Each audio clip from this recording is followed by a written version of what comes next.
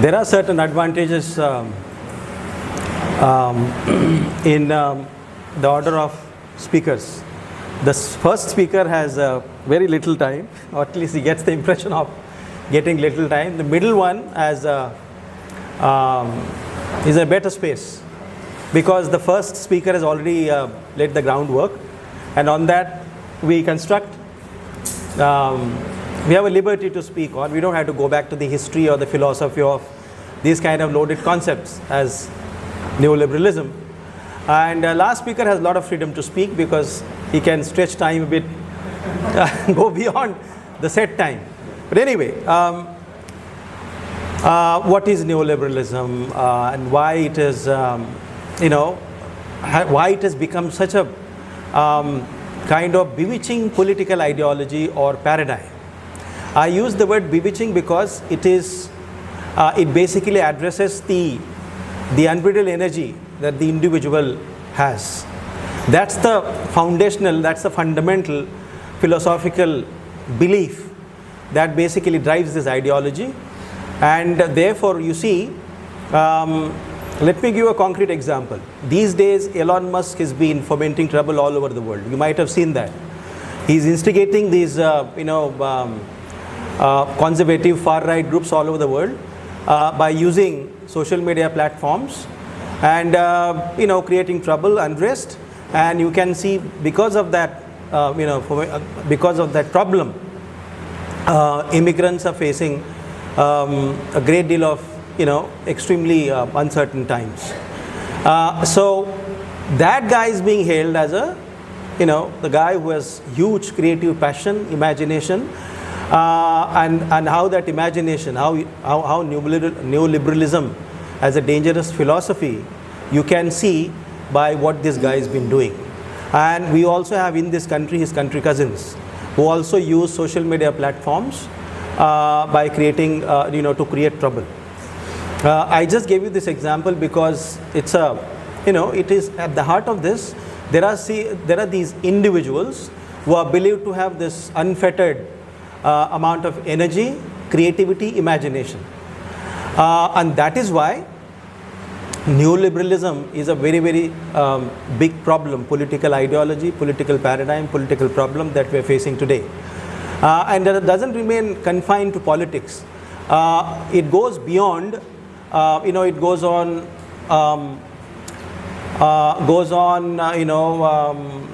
goes on talking about slum, it goes on talking against the urban poor, it goes on talking about, as Dr. Venkatanarayanan rightly pointed out, against social justice, because it is inherently against these social collectivities. It basically kills what I would like to talk social hope. So it is all about individual who is at the center of this, quote unquote pernicious ideology. I mean, it is pernicious to a greater extent. It is also seriously basically enabling political ideologies to basically quote unquote problematize certain political rights or political privileges that the state granted to certain collectivities. For example, caste is one of them. We had caste discrimination. We have discriminations of various kinds. And the liberal or the welfare state, Nehruvian welfarism basically, of course, it also had certain big individuals who were running industries in the country. But then the state had a great deal of control. State exercised a great deal of control over these individuals, and then as a result, we had a kind of welfare state which basically addressed, which also gave freedom to individuals. I mean, capitalist, for example, socialist capitalism or something. And at the same time, it also addressed the kind of problems we had. Caste was and continues to be a problem, but because of this, neoliberalization, caste is no longer a problem that needs to be addressed. So it is bewitching ideology because it basically gives a lot of freedom to individuals to explore what they believe is sacrosanct.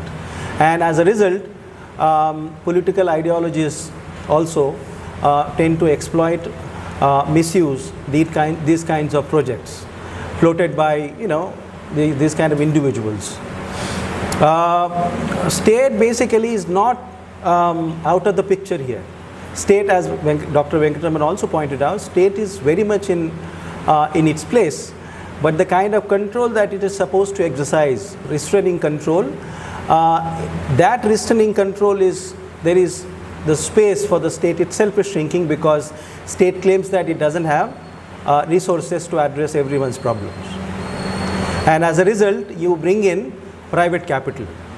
And this private capital is the problem. Now, Indian state, let us talk about the Indian state briefly.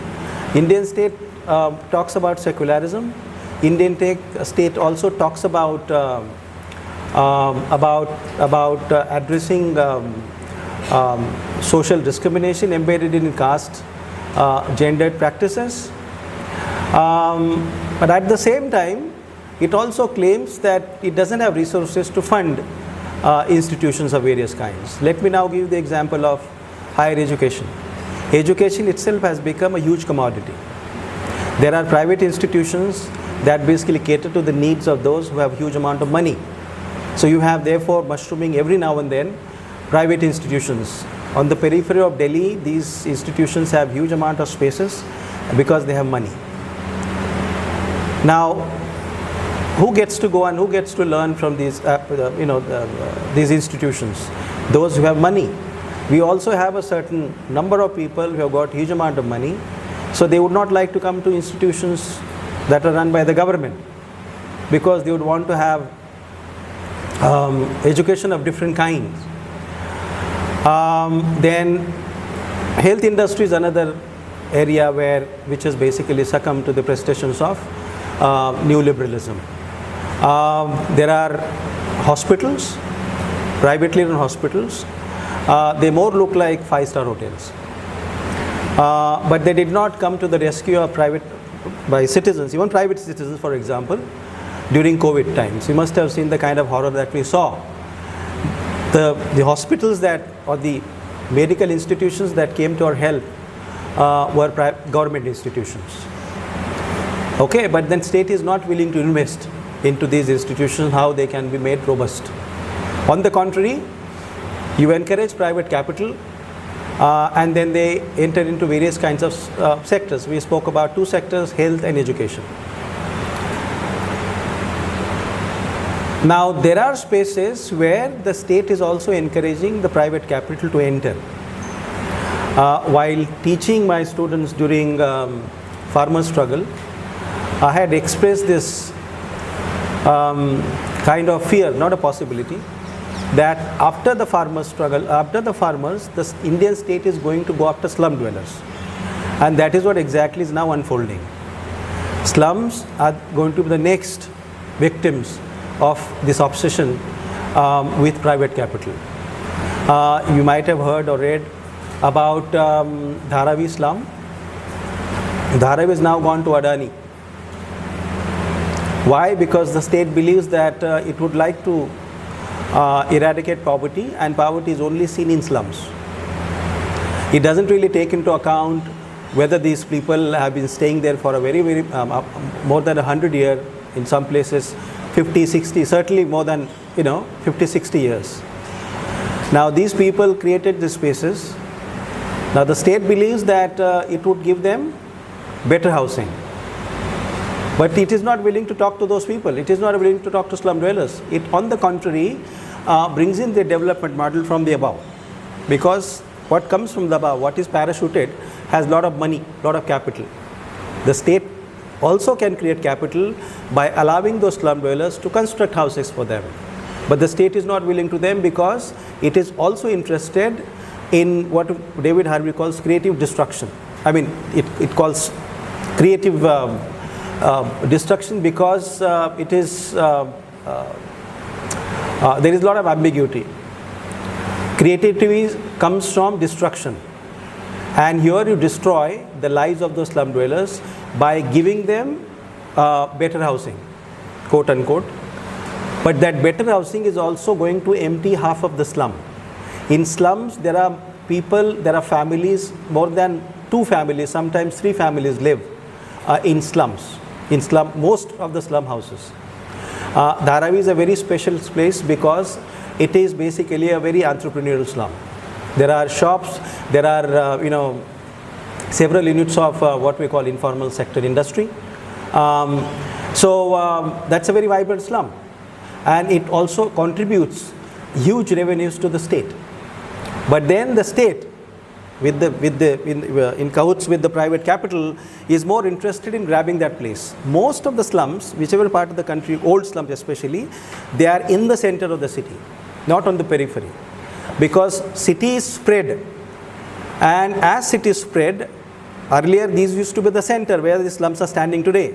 A lot of slums from Delhi have been removed and thrown out in the name of resettlement. Bhavana is one of the places where you see these resettlement colonies, and they are and state didn't really think about whether these people are overnight going to lose their sources of earning income. So that is not the state's interest, that is not the state's concern. The state believes that it is giving them housing, it is giving them spaces to stay, better housing, because slums are believed to be unhygienic entities. That's not really true. Gone are the days where slums are unhygienic. There are some parts of the slum, of course, because the poor and the marginalized people, when they migrate to cities, they basically come and seek accommodation in slums. So that is why, and that is why slums population goes on increasing. Because small towns are not, there is no employment. Agricultural sector is not profitable anymore. There is rampant migration from our villages and small cities to big cities and big towns, because you are not investing your capital into developing small cities and small towns. That is why the influx of people comes into the cities, because that's where the capital also burgeons. So you need to have a kind of sensible political leadership to address these issues. But unfortunately, we have the political leadership that has succumbed to the pressure of the private capital, this bewitching ideology of neoliberalism. So why? Because it believes that the individuals are creative, they are imaginative individuals, they have a lot of agency, and as a result of their creative imagination, this unfettered energy that they have, they help society evolve or develop and create economic profitability. So what is at the center of this whole argument is that economic profitability. Political class should devise, with the help of intellectuals, economic policies. But in the neoliberal era, it is the other way around. It is, individuals who have money, who have capital, they run the politics. And politicians become, handmaiden of their politics. So that's the reality. So unless and until we secure our state that doesn't really succumb to the pressures of private individuals, a future is going to be bleak. So therefore, we have to not only think about securing or keeping our political institutions safe, but we also have sensible leaders who can exercise great deal of control over the kind of economic policies that we adopt.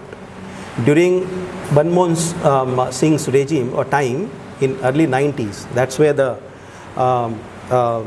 neoliberalism or the privatization of Indian institutions emerged quite aggressively. But Manmohan Singh would always talk about having humans face. We would basically develop the country, will also bring in private capital, we will also encourage private individuals. Otherwise, what happens is private capital will fly out of the country. So you have to also address that issue. But then you don't have to, basically, you have to also secure the interest of those who have been marginalized for centuries. So unless and until you have that political doctrine in your political program, then it becomes free for everyone. Then all we have these individuals who have this appetite for exploiting resources. And exploiting resources always comes at the cost of individuals. We are not a Western society. In our society, we have collectivities, and these collectivities nowadays, since 2014, are being basically massively instigated. Certain sections are being politically propped up because, in the name of religion. If you use religion as a political card, then you don't really care about providing people employment, quality education. So then you use religion. Religion, and only certain entities are being allowed to express their religious imaginations. You see, you have this huge amount of Babas who are believed to be, finding solutions to our problems. Problems are economic in nature, but then we use all these very, very fascinating ideas, spiritualism, and this is spreading everywhere. So the state is not willing to address these issues which are social and economic in nature, but then state is basically encouraging these kind of tendencies that are basically, end up people not thinking positively. Basically, these kind of practices, these kind of projects are not letting us think creatively. Only those individuals who have capacity, monetary basically, who are basically able to create economic resources, they are believed. But these individuals are not very fine individuals who are not really creative enough. Most of these people looted our public sector banks and they fled the country. A lot of them. Our public sector banks are basically bailing these people out. Even those who have remained in the country, they have sought huge amount of money from public sector banks. And a lot of the money that they borrowed has been waived off. So, in the name of neoliberalism, our political class is basically, destroying the institutions that have been laboriously built by our founding fathers. Even political institutions, for example, secular uncertainty. Now, the local people, same can be, parallels from that argument can be drawn to analyze Indian situation. Certain sections of people are being targeted. And this imagination, which looks politically against, very bewitching, this collective that everyone is Hindu in this country. Hindu is an abstract idea, notion, just like, neoliberalism. We have castes. What we have concrete are castes. And this extremely interesting political idea that everyone belongs to one religion is very dangerous. But the political belief behind is that all of us are equal. But India is a very diverse country. But then at the same time, when you try to bring everyone under the umbrella of Hindu, then you would believe that we are all of us are Hindu and we don't believe in caste. But that's the political program that is being massively implemented, that everyone is Hindu. And those who do not really belong to Hinduism, then obviously either they are outsiders or then they have to basically mend their ways and become what Hindus expect. Communities are being boycotted. Why? Because there are not enough resources. And those who are claiming for resources, those who are expecting jobs, those who are expecting resources of different kinds from the state is not willing to give them.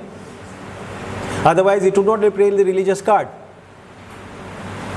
So that is the dangerous situation that we are seeing. Neoliberalism as a political ideology and communalism, these are two different things apparently. But they are not, they feed into each other.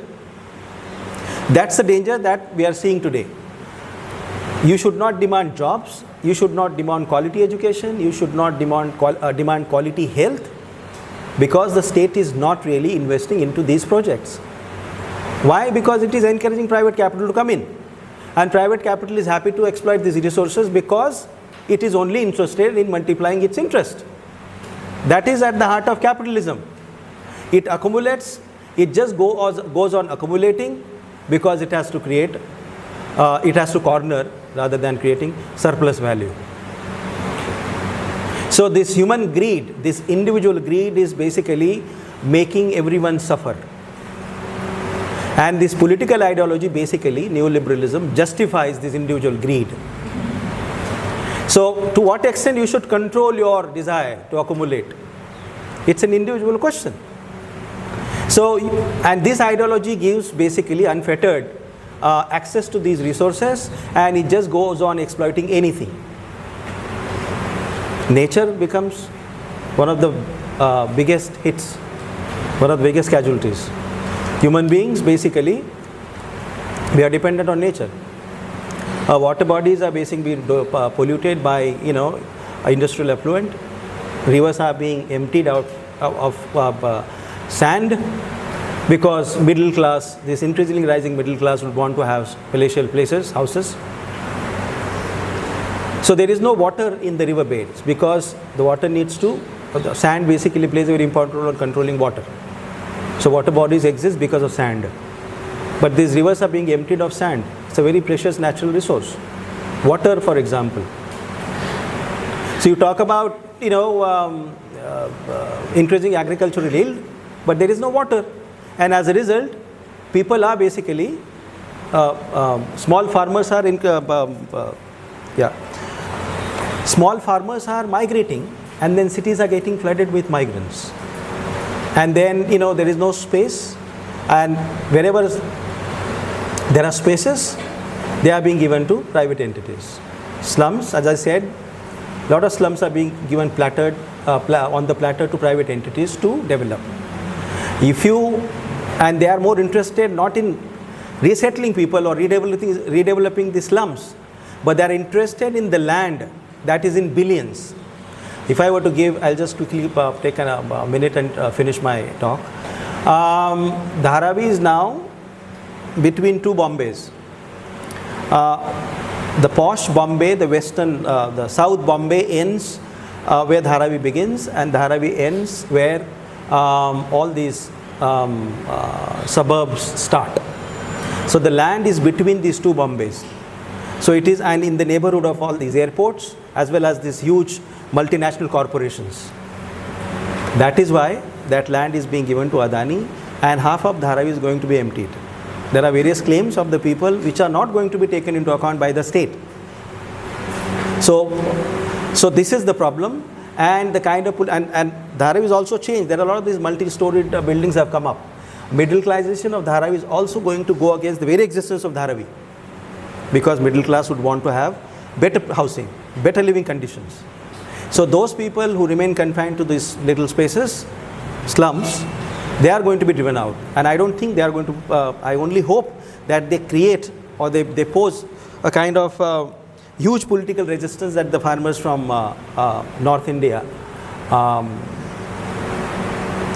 posed, the kind of political challenges to the regimes that be. So neoliberalism is entering every walk of our life, all institutions. Not only political institutions have succumbed to the bewitching ideology of neoliberalism, but the way we basically structure our cities. So it's a huge challenge before us. Of course, there are very few islands where we resist. JNU is one of them. But we have to take this kind of politics beyond the confines of JNU if we want to really fight the sinister political ideology called neoliberalism. I think with this I'll stop. Thank you.